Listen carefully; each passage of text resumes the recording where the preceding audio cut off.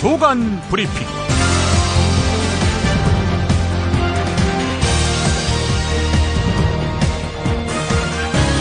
2016년 1월 7일 목요일입니다.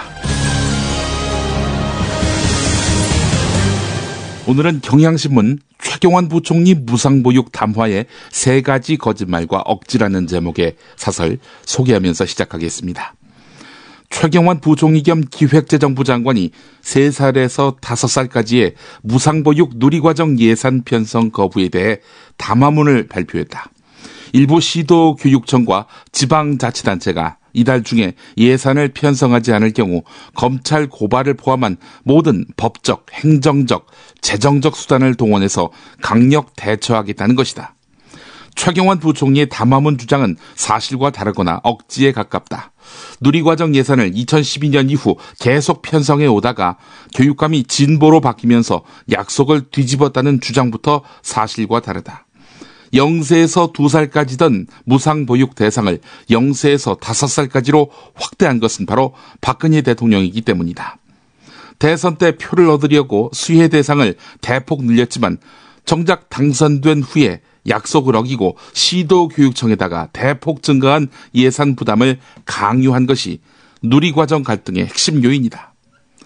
중앙정부가 누리과정 예산에 쓰라고 지출 소요 4조 원 전액을 시도교육청에 보냈다는 말도 국민 기만이다.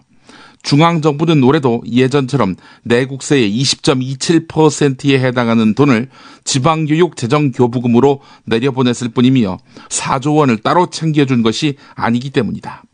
최경환 부총리는 올해 국회가 예산 편성을 하면서 여당이 야당을 힘으로 눌러서 결국 누리과정 예산을 따로 편성하지 않은 사실을 벌써 잊은 것 같다. 불법적으로 시도교육청 예산 부담은 늘려놓고 실제 교부금은 늘리지 않는 바람에 교육청들이 반발하는 현실을 호도하려는 것이다. 그럼에도 최경환 부총리는 지방교육재정교부금을 내려보냈으니 대선 공약대로 국가가 무상보육을 책임지고 있다고 주장한다. 최경환 부총리의 담화는 중앙정부가 시도교육청에 책임을 떠넘기고는 거짓 주장과 억지로 여론을 호도하고 진보 성향 교육감들에게 정치 공세를 하고 있다고 볼 수밖에 없다. 갈등을 관리하고 조정해야 할 정부가 오히려 갈등을 조장하고 갈등을 관리하고 조정해야 할 정부가 오히려 갈등을 조장하고 갈등의 당사자가 돼 시도교육청과 싸우는 현실이 한심하다. 총선 출마 의사를 밝힌 지 석 달이 다 돼가는 최경환 부총리가 아직도 장관 자리에 앉아서 으름장이나 놓고 있는 것도 볼썽사납다. 네. 이 사태의 본질이 이 사설에 자세히 나와 있네요. 장악한 언론을 통해서 정부 여당 입맛에 맞는 보도만 나오니 시도교육청이 잘못하고 있네 또는 절반 정도의 책임이 있네 이렇게 해석하는 분들이 적지 않다고 합니다. 그러나 사실과 다릅니다. 광고 듣고 본격적인 조간 분석 시작하겠습니다. 정말 맛있다. 이 말 한마디면 모든 게 설명됩니다. 30년 전통 자연의 이로움을 담은 김치 이담채 김치 1544-4586 1544-4586 술자리 많은 요즘 3차까지 달린 당신을 위한 필수품 전창걸의 새싹 땅콩차. 이제 속쓰림은 잊으세요. 070-8635-1288 070-8635-1288 수면 무호흡, 심한 코골이 이제 걱정 마세요. 여행, 군생활, 찜질방에서도 확인된 코골이 방지기구 코골이 119 1566-0783 1566-0783 조선일보 일면 기사입니다. 김정은 북한 정권의 4차 핵실험은 과거 1차부터 3차 때와는 달리 중국 등에 사전 통보하지 않고 기습적으로 이루어졌다. 지난 1일 김정은이 신년사에서 핵개발과 관련한 언급을 하지 않아서 북한이 당분간 핵실험을 자제할 수도 있다는 기대가 나오던 상황에서 국제사회에 허를 찌른 셈이다. 대외 무역의 90% 이상을 의존하는 중국을 자극하지 않으면서 대외 환경을 관리해야 할 시점인데 오히려 이때 수소폭탄 실험이라는 초대형 도발 카드를 꺼낸 김정은의 의도를 어떻게 해석해야 할지 국제사회는 난감해하고 있다. 이런 내용입니다. 그래서 뭘 어떻게 하자는 건지 조선일보의 진심은 사설에 나와 있습니다. 읽어보겠습니다. 최근 미국 내의 일부 한국 전문가들 사이에는 중국과 러시아, 북한이 핵을 보유하고 있는 상황에서 한국 등 동맹국이 핵무기를 갖는 게 나을지, 미국이 핵 우산을 제공하는 게 좋을지 검토해봐야 한다는 의견까지 내놓고 있다. 한국의 핵무장은 현실적으로 쉽지 않은 일이지만 그렇다고 북한의 수소폭탄 실험까지 보면서 미국과 협의조차 할 수 없다는 것은 말이 되지 않는다. 1960년대 프랑스가 핵무기를 개발할 때 미국과 유엔 등이 맹반대하자 프랑스는 미국이 파리를 지키기 위해서 뉴욕을 포기할 수 있겠는가라고 반문한 뒤 핵실험에 돌입했다. 우리도 앞으로 상황에 따라서는 과연 미국은 서울을 지켜주기 위해 워싱턴을 포기할 수 있는가라고 물을 수 있어야 한다. 이런 내용입니다. 오랜 보수의 로망인 핵 보유를 우회적으로 주장한 것입니다. 국민일보 인터넷판에 이 기사가 주목됩니다. 핵폭탄의 위력을 알아볼 수 있는 시뮬레이션 프로그램 결과입니다. 이 시뮬레이터에 위치를 기입한 다음 핵폭탄의 위력을 나타내는 단위인 KT를 기입해 넣으면 어느 반경까지 핵폭탄이 영향을 미칠 수 있는지를 알 수 있다는 겁니다. KT, TNT 1000톤의 폭발력을 말하는 건데요. 북한의 4차 핵실험의 위력인 6KT 폭탄이 국회에 떨어질 경우 당산역까지 건물의 대다수가 완파되는 위력을 갖고 있다는 겁니다. 건물만 완파되겠습니까? 사람도 완파되는 거지요. 또 영등포 시장역과 여의도역까지의 건물 대다수에 심각한 피해를 입히는 것으로 나타났습니다. 영등포구청의 유리는 깨져버린다고 하는군요. 실험용 핵폭탄의 위력이 이 정도입니다. 실전에서 사용된 히로시마 원폭은 20KT의 폭발력을 지녔는데 히로시마 원폭 크기로 국회에서 폭발이 이루어졌다. 이렇게 가정하면은 당산 중학교까지의 건물, 영등포 시장역까지의 건물이 완파됩니다. 여의도는 뭐 말할 것도 없고요. 북한 전문 웹사이트인 38노스 운영자는 북한이 2020년에 100KT의 수소폭탄을 배치할 수 있다 이렇게 발언했는데 100KT의 수소폭탄이 여의도에 떨어지면 여의도 전역은 물론이고 목동의 건물까지도 파괴된다고 하는군요. 방사능 오염까지 포함하면은 서울의 서쪽 지역은 완전히 초토화된다. 이렇게 봐야 할 것이란 이야기입니다. 아이 끔찍하네요.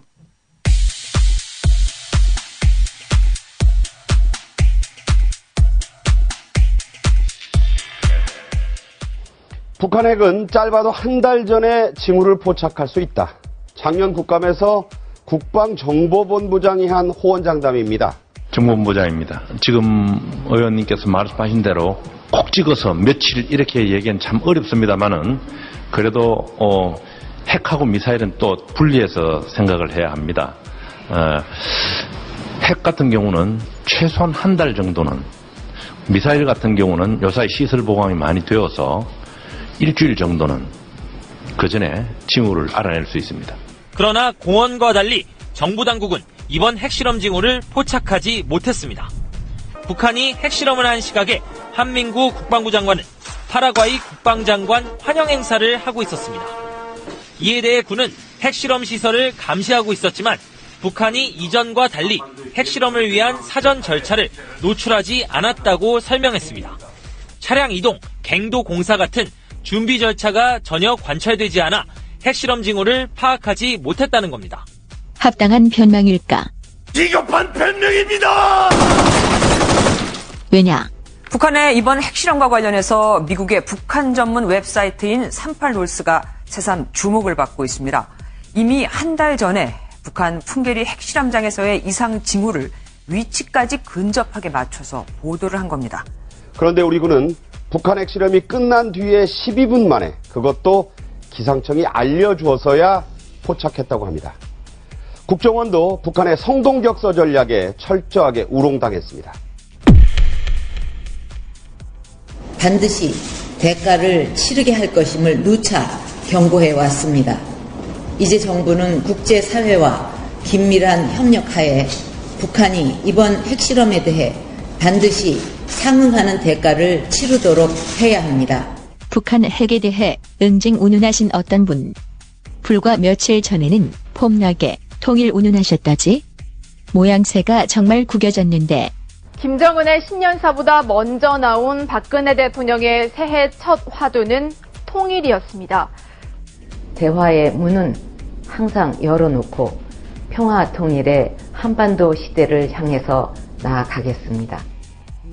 통일을 바란다면 누구와도 논의할 것이라는 북한 김정은 신년사의 화답이라도 하듯이 박 대통령은 청와대 신년 조찬에서 장관, 청와대 참모들과 떡국을 먹으며 올 한해 평화 통일을 향해 큰 발을 내딛는 한 해가 되도록 해달라고 당부했습니다. 도대체 군과 국정원은 뭐 했기에 북한 핵실험 징후조차 파악 못했을까? 혹시 큰 선거 앞두고 딴 일에 매진하느라 여념이 없어서? 지난 총선, 대선처럼? 관련한 강동원 더불어민주당 의원의 작년 10월 발언. 태어나지 말았어야 될 정권, 박근혜 정권의 태생 과정을 대한민국의 역사에 기록해서 후세에 남기고자 이 자리에 섰습니다.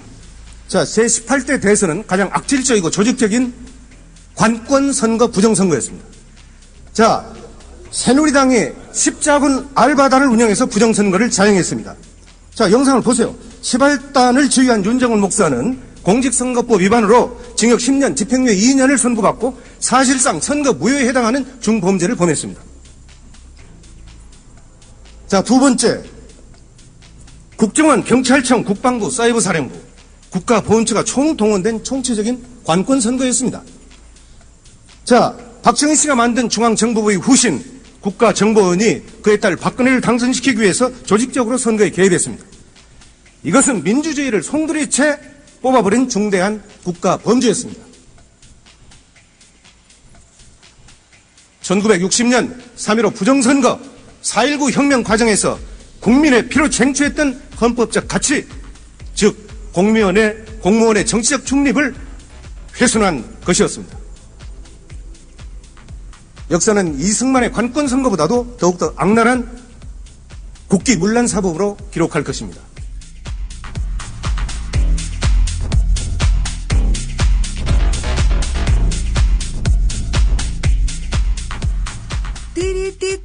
재미있는 쇼핑몰.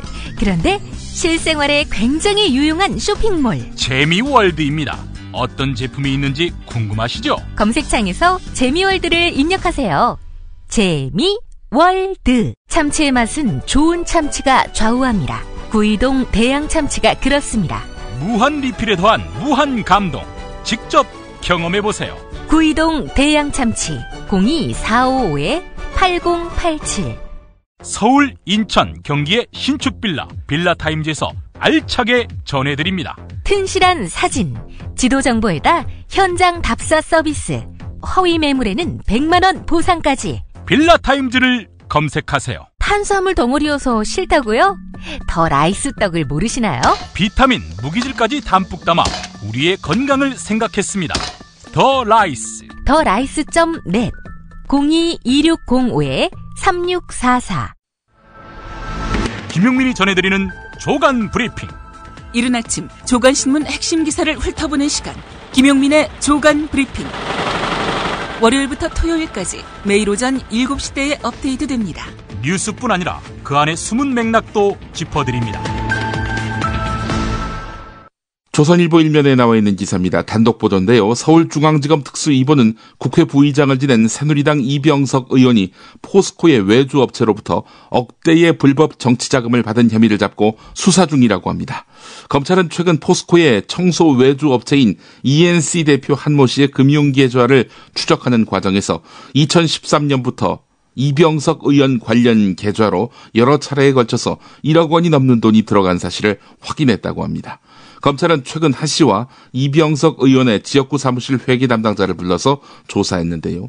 한 씨는 이병석 의원과 고등학교, 즉 MB의 모교이기도 한 포항 동지고등학교 동창인데요. 포항 지역에서 30년 가까이 사업을 해왔다고 합니다. 이병석 의원 지역구 포항에 진박을 심기 위한 기획성 수사일까요? 그건 알 수가 없습니다. 다시 최경환 부총리 이야기를 해보겠습니다. 최경환 부총리의 인사청탁 의혹을 수사해온 검찰이 최경환 부총리에게 면죄부를 준 수사 결과, 이건 권력 실세 봐주기의 막장으로 기록될 만하다라는 평가를 한겨레가 했습니다. 검찰은 최경환 부총리의 연루 의혹을 뒷받침하는 여러 증언과 정황 증거에도 불구하고 최경환 부총리를 단 한 차례에 서면 조사만 했습니다. 그래 놓고는 무혐의 처리를 했습니다. 권력의 눈치를 보지 않겠다던 김수남 검찰총장의 다짐은 다짐뿐이었던 것 같습니다. 검찰이 이 사건과 관련해서 재판에 넘긴 피의자를 보면은 채용 비리의 몸통이라 할 수 있는 청탁자와 무관했습니다. 부탁한 사람을 사실 수사해야 되는 거 아닙니까? 그리고 재판에 넘겨야 하는 거 아닙니까? 근데 그런 사람들은 다 빠졌다는 얘기입니다. 검찰 이야기는 이렇습니다. 부정 채용을 청탁한 사람들이 채용 기준에 어긋나지 않는 범위에서 잘 봐달라는 취지로 부탁했다. 따라서 범죄에 이를 정도라고 보기 어렵다. 라면서 오히려 청탁자들의 변론에 힘썼습니다. 검찰이 변호사가 된 겁니다.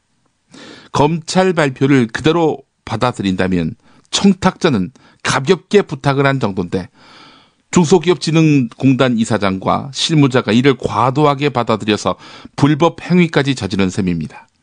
발각되면 징계를 당하거나 직장을 잃을 수 있고 형사처벌까지 감수해야 하는 불법 행위를 가벼운 부탁을 받고 저질렀다?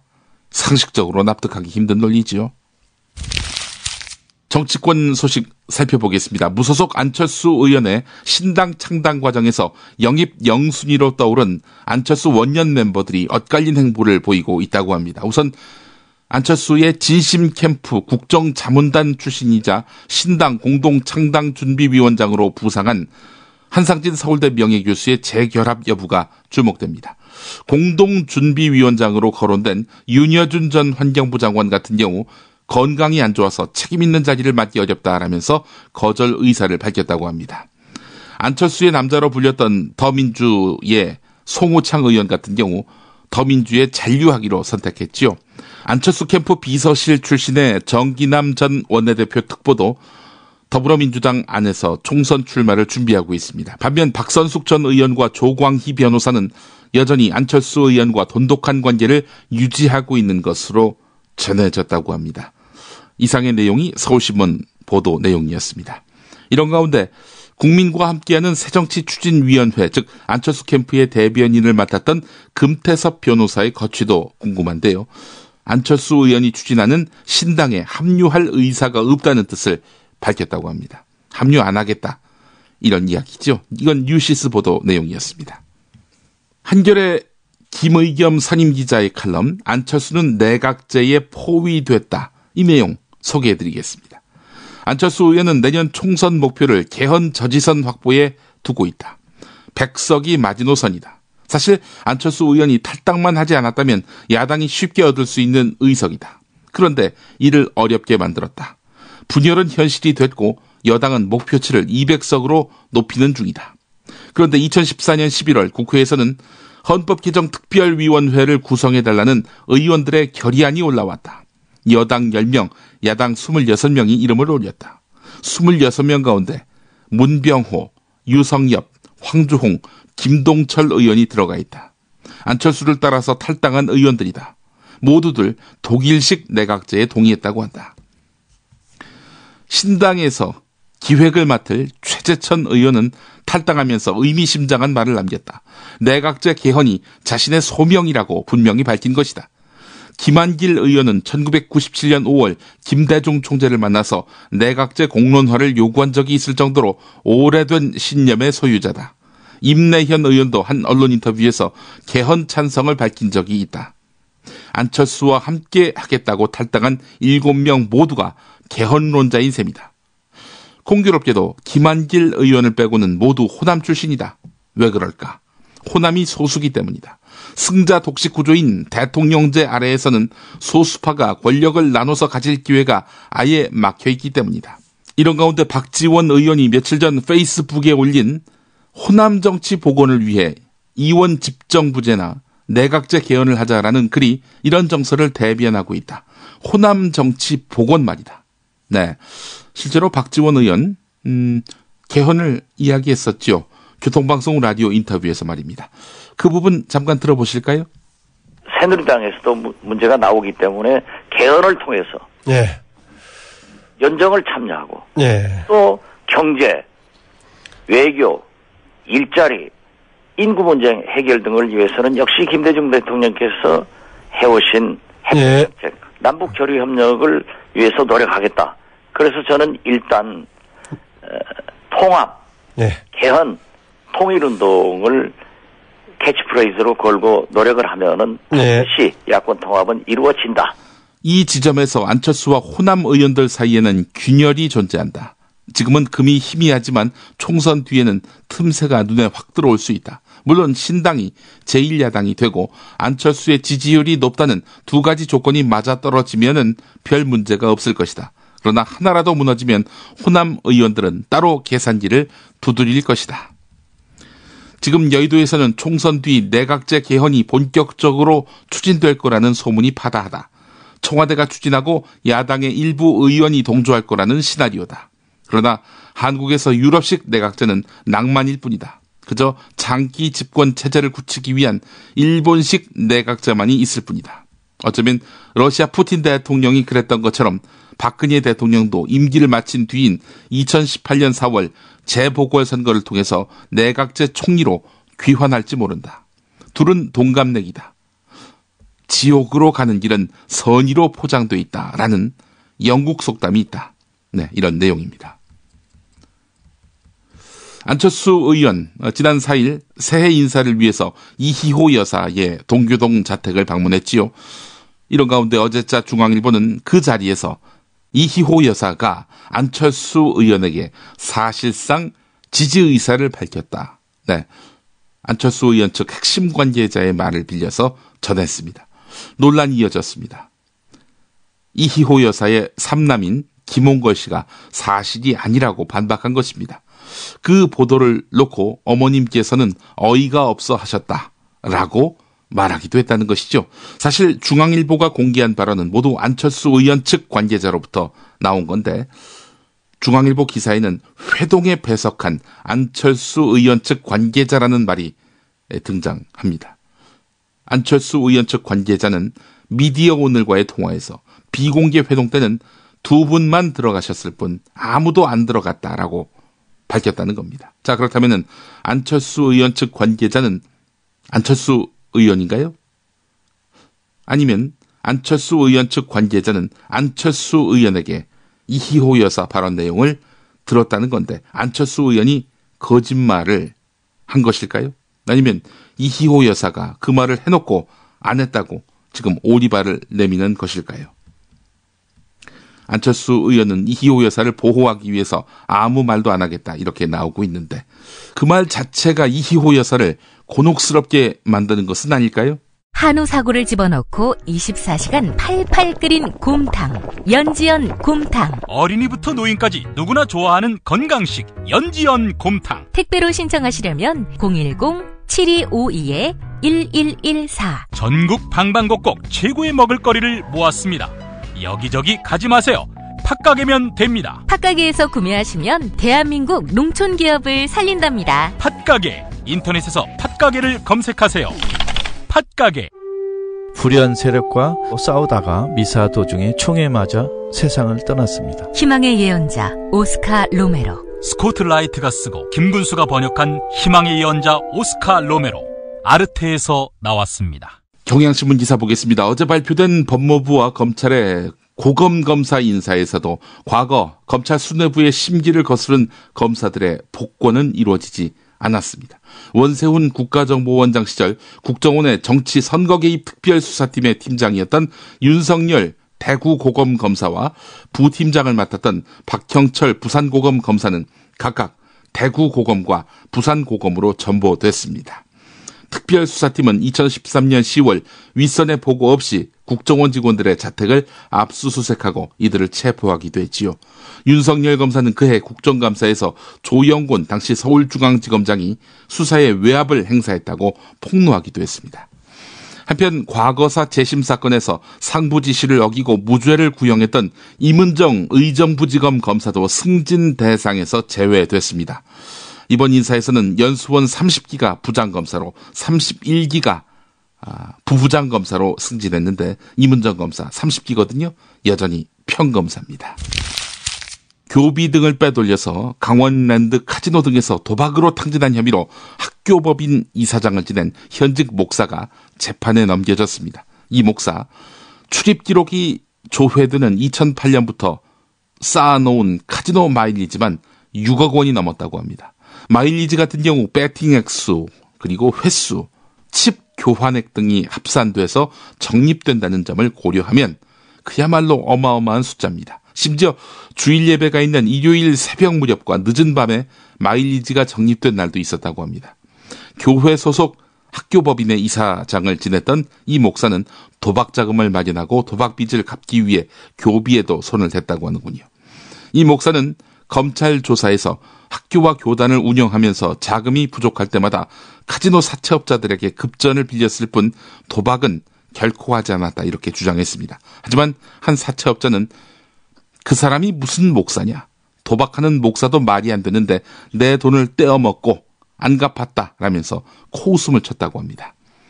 2014년과 지난해 2월 두 차례 검찰이 사전 구속영장을 청구했지만 그때마다 기각이 되었습니다. 그래서 교인들 사이에서는 우리 목사님은 수사기관과 법원도 어찌할 수 없는 불사조다 이런 말이 나올 정도였다고 합니다. 네, 개신교계 전문가인 저는 이 사람이 누군지 알 것 같습니다.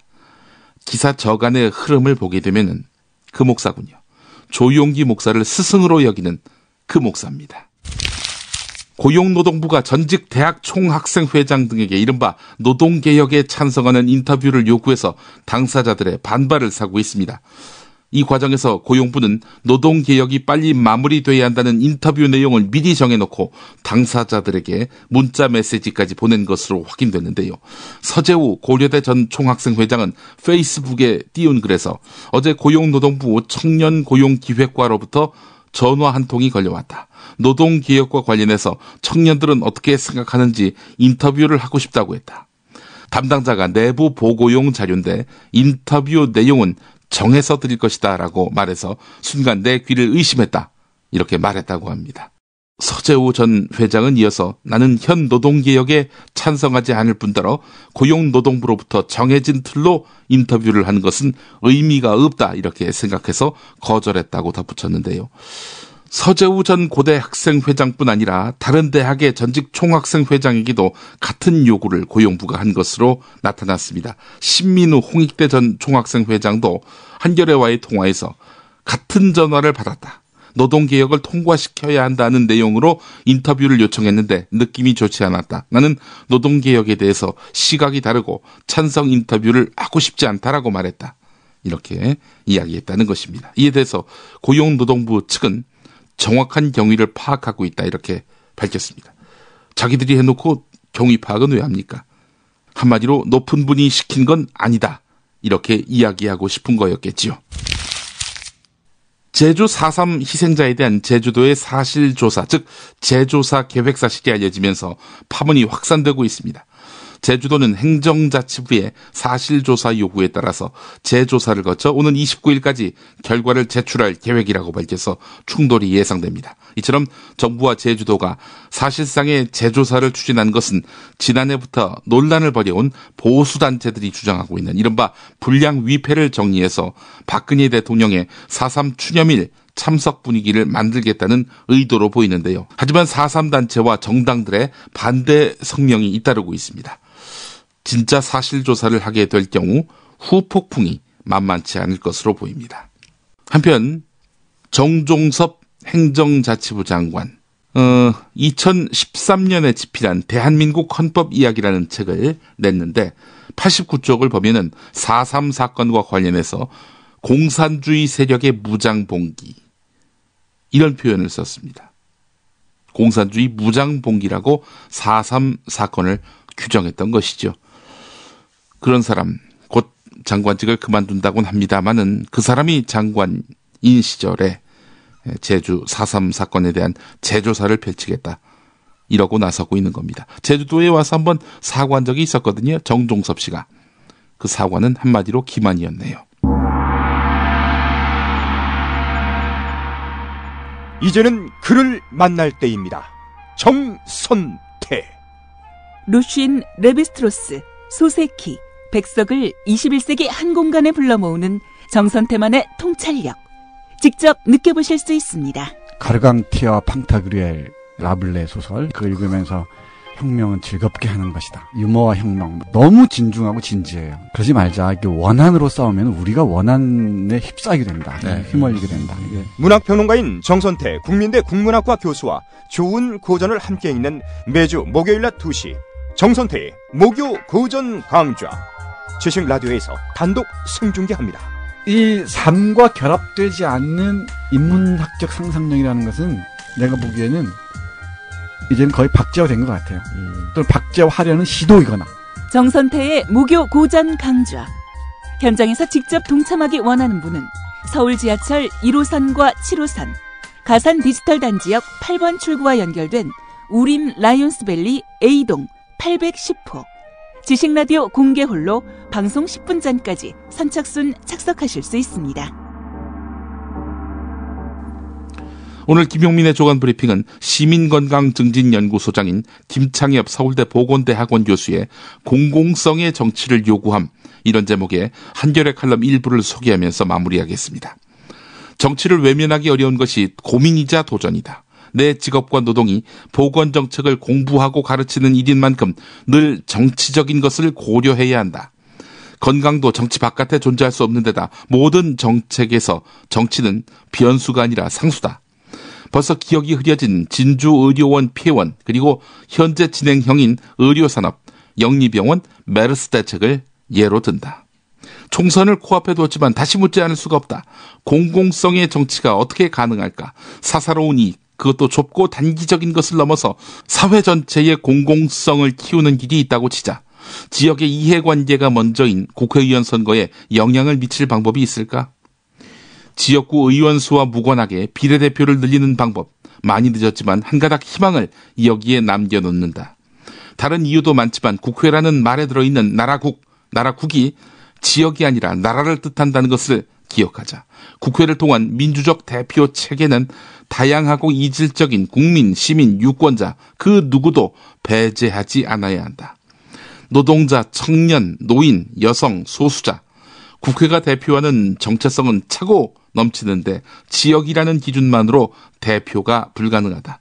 모두가 청년 일자리와 금수저, 흑수저를 입에 올리고 있지만 청년이 어떻게 국회에서 대표될 수 있는지는 답하지 않는다. 의료의 공공성, 그리고 다른 공적 가치를 지지하고 옹호할 대표는 또 어떤가? 비례대표를 크게 늘려야 한다. 이런 내용이었습니다. 비례대표를 아예 없애자는 의원도 있죠. 조경태 의원이라고. 네, 조간 브리핑 마치겠습니다.